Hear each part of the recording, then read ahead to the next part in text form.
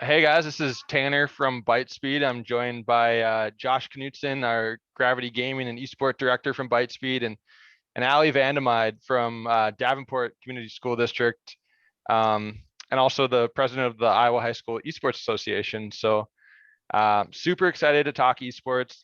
It's something that's been growing not only nationwide, but specifically in Iowa. And that's kind of why we wanted to focus this one on Iowa specifically and not necessarily open it up to the rest of the nation like we are some of the other sessions for iTech. So everyone has a story, and Allie's is one of the most fun I've heard in the esports world. She has really built an impressive program from scratch and has come up with a bunch of career accolades and ideas that have really spread across the state. And she's a pioneer for Iowa high school esports, and it's uh, it's great to have her on. And she's going to talk a lot about her program, and I'll kind of let her start with an introduction to who she is, and then we'll introduce Josh and just kind of have an open conversation. Feel free to chime in with any questions that you have. I'll be running the chat and Q&A, and mostly just enjoying the brilliance of Ali and Josh. So go ahead, Ali. Okay, like he said, I'm Ali Vandermein. I am I'm a technology innovator at Davenport Central, which basically means I'm the tech integration specialist. Um, and like you said, I'm from Davenport Central. I started off at Davenport as the robotics coach. That's kind of where I got into my like after school activities stuff.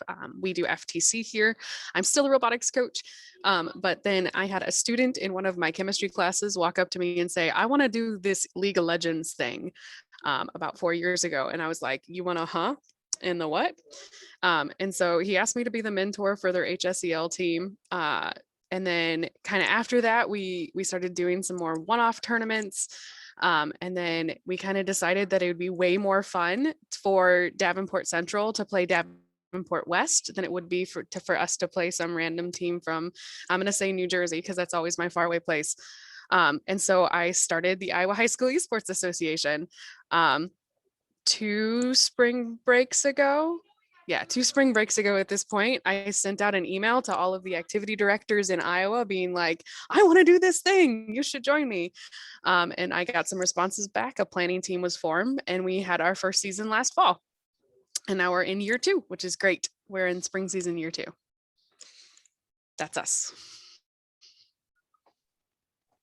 Awesome, Ali. Go ahead, Josh. Why don't you tell us your background and how you ended up at ByteSpeed and what you do for us?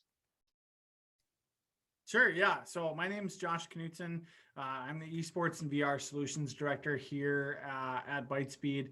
I got my start in esports back in 2016 as a ByteSpeed customer, actually. I started the collegiate team at the University of Jamestown up in North Dakota.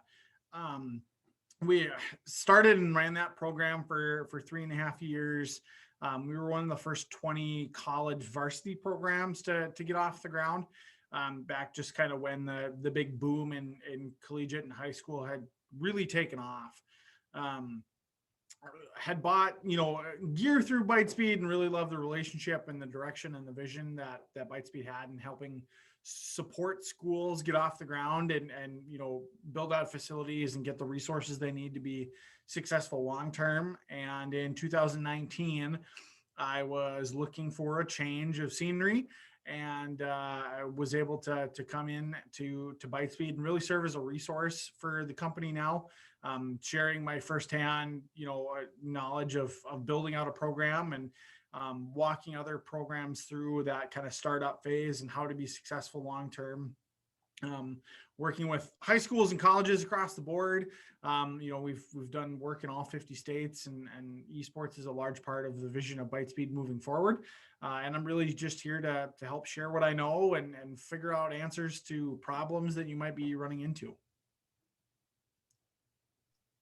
Awesome, Josh. One thing that we found pretty consistently is that when people are reaching out to us to talk about esports or starting a program or how to even grow their program, it's there's so many different areas where people are deciding like where to get started or how to get started or who to talk to an admin. Alec, can you kind of share your experience with some of the ups and downs in the early days of your program, and how that went and how you navigated through that? Yeah, I guess the biggest thing with the early days of my program, and I always tell people to kind of start really quietly. Maybe you've got one or two students who really want to be involved. That's great. They can be great advocates for the program. But you're really trying to get I really focused on trying to get my administration on board first. Just making sure that they were on board with everything that I was doing because they control everything about my daily life. If it wasn't for getting them involved, I wouldn't be here today because they would have said, no, I couldn't do this during school time.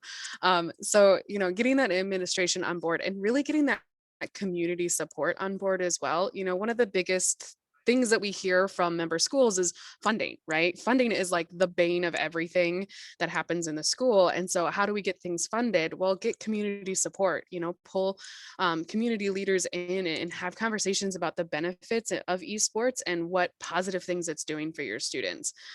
So like in those early days, it really was reaching out to our community and asking for help and support, whether it was monetary or it was just donations of stuff. We are kind of lucky in Davenport. We have a couple of large manufacturers in our area.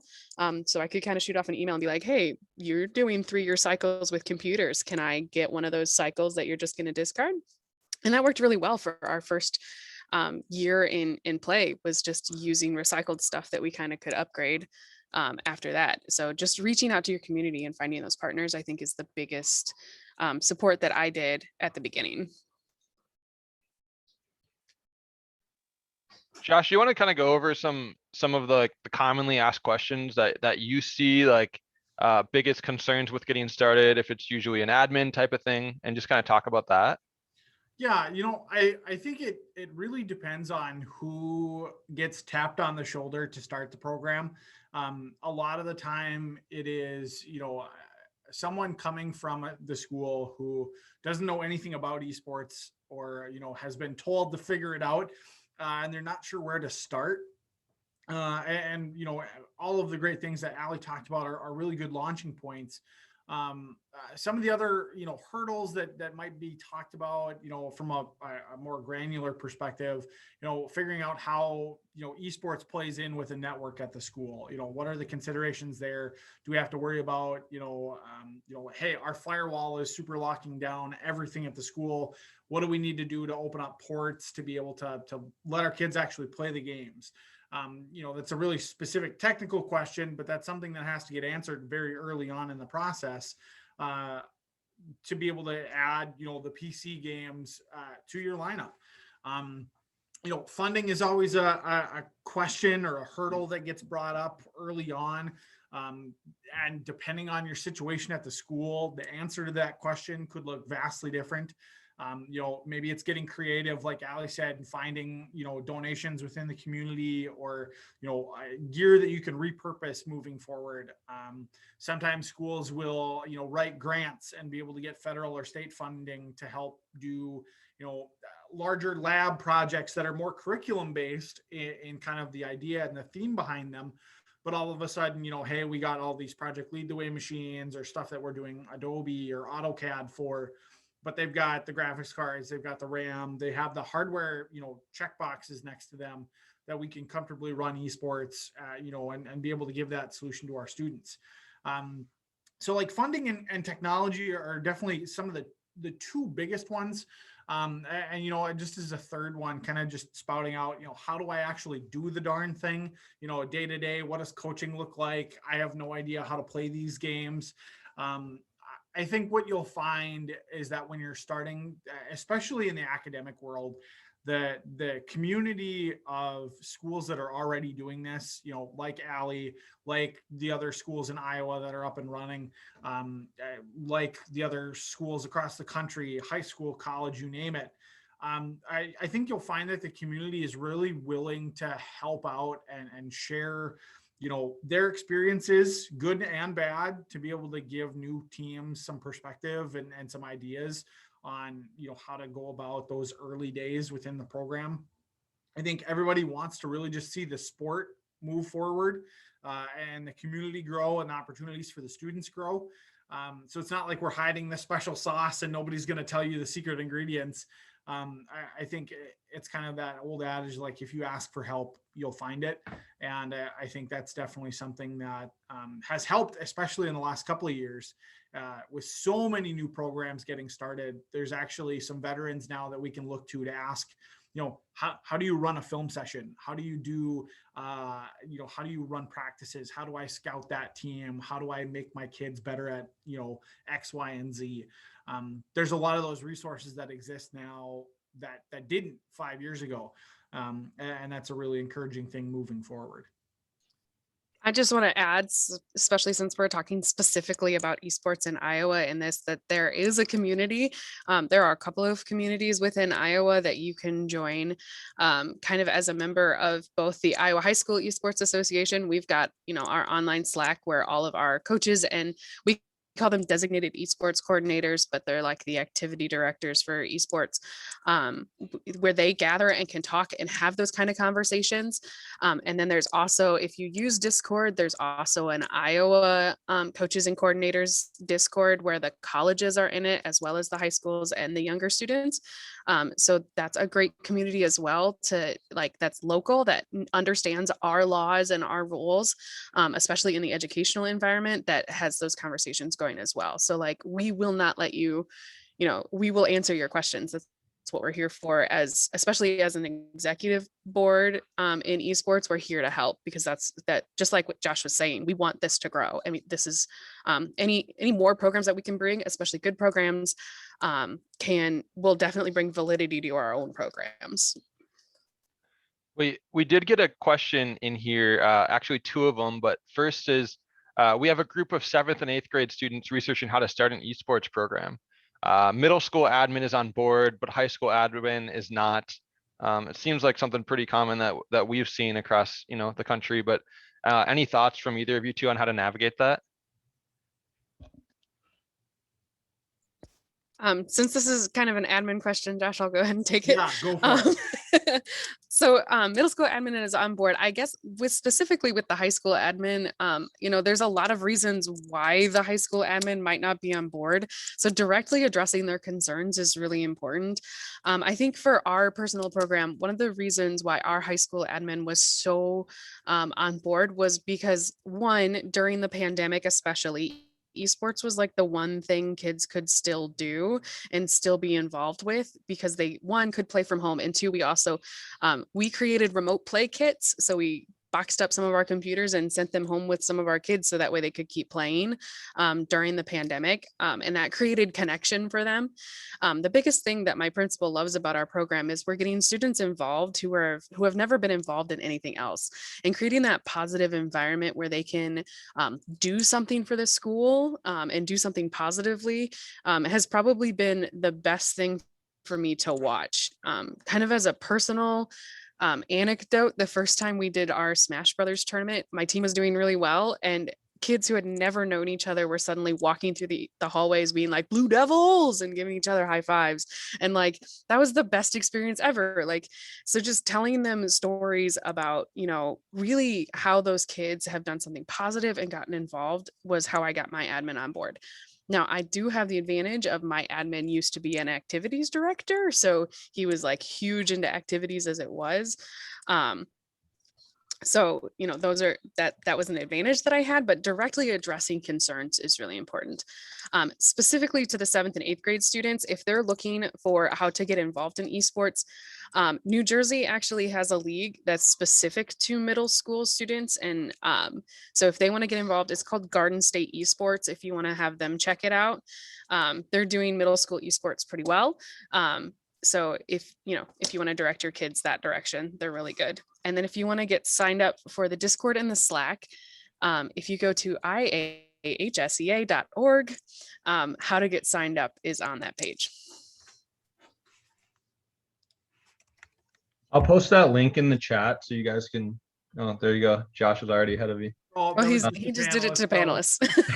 Oh, just to panelists? Yeah. Let's see. Hold on. There we go. Okay, cool. Thanks, Josh.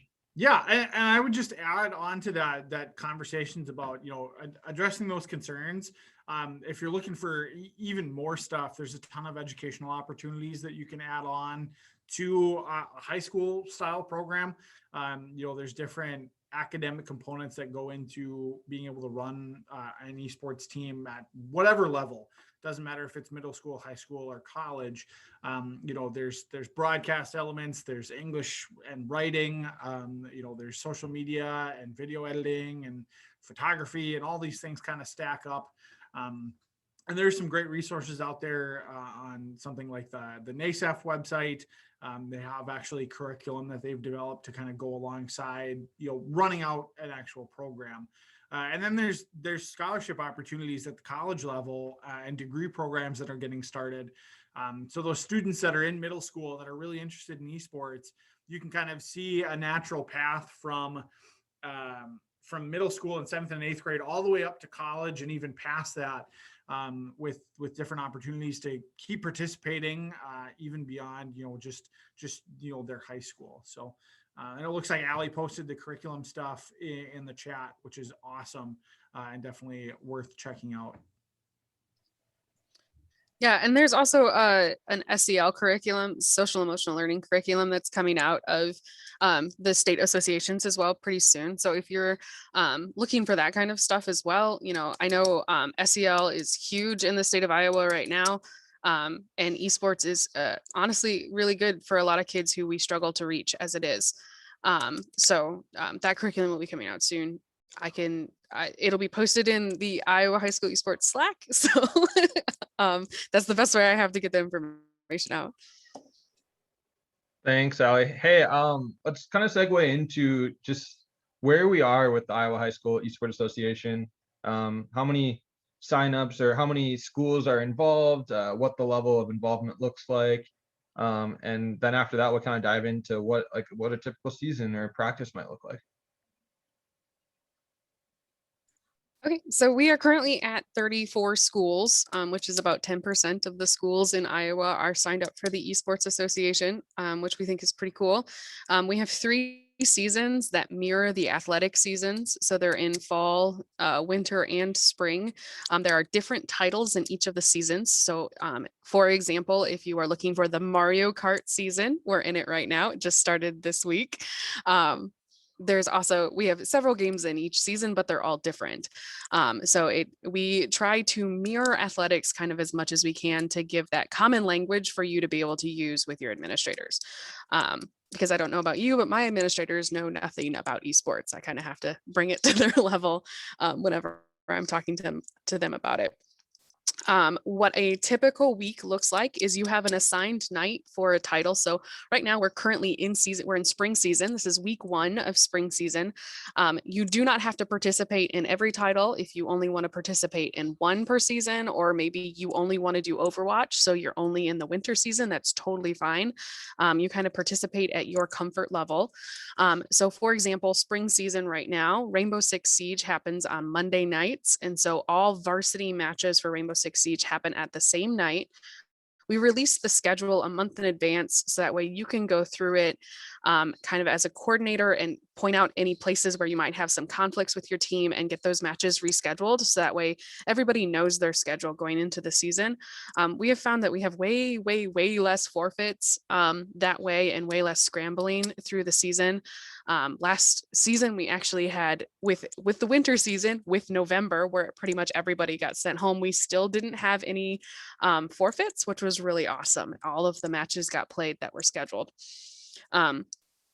So we have Monday nights are Rainbow Six Siege during the spring season this year. And then we have Mario Kart, which we're really excited about. That's our new game this year. It's Triangulars, which has been a delight to schedule. Let me tell you what, we had to find, somebody did their math dissertation for their PhD on how to schedule a triangular match. So we got that graphic and followed it very closely, which was pretty awesome. Those happen on Tuesday nights, and then Rocket League would happen on Thursday nights. So that allows you to kind of spread out your week and kind of schedule your lab if you want to participate in all of them. So if you're looking at an esports space, kind of a typical week then for me would be I have one team who is currently in competition. If you did all three, I would have one team that's currently in competition and another team that then would be practicing kind of on the other half of my space. I am lucky enough to have an esports arena. I'm currently sitting in it. So I'm lucky enough to have this space that allows me, it's a designated space for us. So that way, the way networking works is we have our own networking bubble here. Everything goes through its own unique firewall, so we don't have to change anything else, which is super helpful. So there's two of us in here. One person is directly interfacing with the team that's currently competing, and the other person is working with the team that's practicing. We find that to be a lot easier. If you're thinking, if you're trying to figure out logistics for coaches, it's not necessarily number of kids, it's number of teams. And we would say you definitely want to have one person per team. You can kind of mess with those numbers a little bit depending on how many kids you have on a team, but you really want to have one person focused on a team. I can tell you that in the early days before we had a second person around, it was a lot for me to handle us. You know, I was trying to regulate two teams going at the same time. Okay, these guys are in competition, these guys are practicing. Well, this practice is not going to go very well because it's just going to be kids throwing up against the wall. If you've ever run a coaching practice before, there's really not, you know, you can have them just play games, but that's not necessarily practice. That's just kind of playing together. There's a lot to in a practice, like video review, having them play a match and then turn around and talk about it. You know, there's a lot to do with practice. That's also true with teaching. There's no learning without reflection. And so if you don't make them turn around and reflect, that's not a real practice. So having two people there was really useful. That's what a typical week looks like. Do you what's your role specifically with the Davenport Esports? And then are you a coach for a team yourself, or how does that work? Yeah, so my official role is the designated esports coordinator or the official liaison with the Esports Association. I do coach one game per season, but then I have coaches for the other titles that we participate in. Now, I will say that I have one other adult in the arena. There are some students who that is what they want to do, is they want to coach esports. And so giving them that opportunity is also really important. So when I say coaches, I don't necessarily mean other adults. You can also have other students in the arena. Like last year, I knew nothing about Rainbow Six Siege, but I had a senior who was super passionate about it, and he didn't really want to play, he just wanted to coach, and that was awesome. I set him up kind of in that role, and then I interfaced with the other adults, but he was kind of running the team and running the practices, and that worked out really great as well. So there's two adults, if that makes a difference here. Yeah, definitely. You know, one thing that we run across a lot is, you know, we have an after school club that it's a group of kids that like to get together and play games together. Either Josh or Ali, do you guys have any recommendations on how to take that to the next step? Like how to get more involved so you can compete on a weekly basis instead of just have a group hang out in a back end classroom with a supervisor? Yeah, I guess I can jump in here. So I think one of the first steps that you can take to kind of formalize things is really giving, that time together a little bit more structure than just like, hey, here's the PCs, have at it for the next 2 hours. Coming up with a goal for that night. Maybe it's, hey, we want to get these 5 League of Legends players together, and we're gonna play, and we're gonna really really focus on like taking objectives in the games tonight, and we're gonna really like focus in on one part of the game and start formalizing practices that way. Depending on what title you're playing, those objectives or those kind of goals for the day can look very different. A League of Legends team is going to have a different practice than a Super Smash Brothers team. Depending on the title, it is going to kind of dictate the conversation one way or the other. But really, I think starting to come up with goals for your practices, and then maybe adding in like like something like a video review, once or twice a week, and being able to not play games, but actually just pull video aside. Maybe you're playing on a Monday and you're recording all of your gameplay, and then on Tuesday you're not even going to play that day, but we're going to load up the videos and we're going to play back our games from the previous practice, and be able to talk about what could we have done differently in this situation, what are the mistakes that we made, what are the good things that we did, and then focusing on correcting those mistakes, or maybe talking about how do we expand on these wins and successes, and kind of doing those two things will really quickly move things towards a more structured environment, and it'll be able to give you a better idea of, okay, this is what we need to do as a team to get better, and then looking for a league to participate in. There's a couple of different options for club play. I think even within NASEF, I'm not sure what Iowa does outside of varsity. Ali, do you guys do JV or anything like that? Yeah, we have JV. Yeah. So every school gets a varsity and a JV. Perfect. So there's opportunities to jump in, maybe not quite at that varsity level where it's, hey, we know what we're doing, we're practicing and functioning really at that high level, but there's kind of like ways to ease into it and be able to get your feet wet with competition, start learning on how to work those practices a little bit better, and then maybe work through like a club JV system and then into varsity, maybe in the next year. And to that effect, I will add just a little bit. I like to call it the swirling chaos of club going on underneath pretty much everything we do. So we have a varsity and a JV team, but then we have what I like to call the club team, because it's a nicer name than the chaos squad.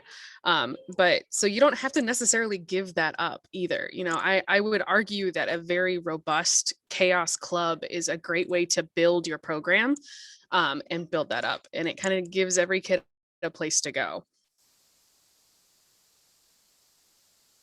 That's awesome. We did get another question in the chat that was responded to, but if we can just expand on it. Are PCs necessary to get started, or can kids begin with Nintendo Switches? Ali, it might make more sense for you to talk just based on like what seasons use Switches and kind of go from there. Yeah, so our goal for next year is that every season will have a Nintendo Switch game. So we play Smash Brothers and Mario Kart, and then the third spring season is kind of up in the air for what we're going to add for the third Switch thing. But if you wanted to just start with Nintendo Switches, you can do that. I will say that unless it is Switch exclusive, we play them on PC. Now, that being said, there are games with crossplay. So for example, Rocket League is one of those games that you can crossplay and you can play on whatever you want and you can get into the same game. But if it's on PC, then it is kind of esports default that it is played on PC. So that did create a little bit of chaos last year. We had a team who got all of their Xboxes set up, which was great, but then they couldn't participate. You just couldn't connect with them. So yeah, it depends on the game, but more or less, if you're going to do esports, it's on a PC. And I will say that if you have a bunch of kids who are like, but I play with the controller, you can plug every controller into a PC and have them play with that. It's not as good for every game except Rocket League, but if that's how they're comfortable, then that's how they're going to be better anyway. Perfect. We got about 2 minutes left before we have to end the recording, but what things would you all recommend if we're just getting started? I guess I read that maybe a little bit more on equipment side of things. Is that what you're asking, Jen? Perfect. Yes, equipment. So really, it'll depend on what games you're playing and how many students you have that are going to want to participate. If we're taking, the PC side of things, say we're creating a Rocket League team, I would need 3 computers with monitor, mouse, keyboard, and a headset, or a controller and a headset, to be able to get started. That would be kind of what's considered like a full station. Rocket League is the minimum to have a starting lineup for that game. So the minimum number of PCs or devices that we would need is 3. If you're looking at other titles, League of Legends, Rainbow Six, some of the other like traditional team titles for esports, that's going to be 5 of those stations. Again, PC, monitor, mouse, keyboard, headset, kind of the peripherals that you would expect to see alongside a gaming PC. And that just helps with, response time, making sure that you're being able to communicate with the headphones and through Discord and stuff like that. Is there a site that lists the current games based on the season? Perfect. And if you're going to do console stuff, one Nintendo Switch and a couple of controllers is kind of where I would start there if you're going to do more of the console based stuff. Pro controllers are great. You might have, if you have Smash players that have their own controllers, that's a conversation too. Like people get pretty finicky as far as like, hey, I use a GameCube controller versus a Pro controller versus the Joy-Cons. But if you're going to provide gear, a Pro controller and a console is kind of where you would start. Just to do a little bit of a self plug, I will say that an iTech session coming up later on is one of mine, which is called Getting Started in Esports in Iowa. And so I do the 10 steps of getting started in esports in Iowa. So if you want to watch that iTech session as well, just a little self plug. Tune back in for that one with Ali. That's all the time we have. I'm going to end the recording. Thanks everyone for stopping by. Feel free to reach out to either Josh, Ali, or I if you have any questions on how to get started, and we're happy to help out and see esports grow in Iowa. So thanks for swinging in, guys. Thanks, everybody.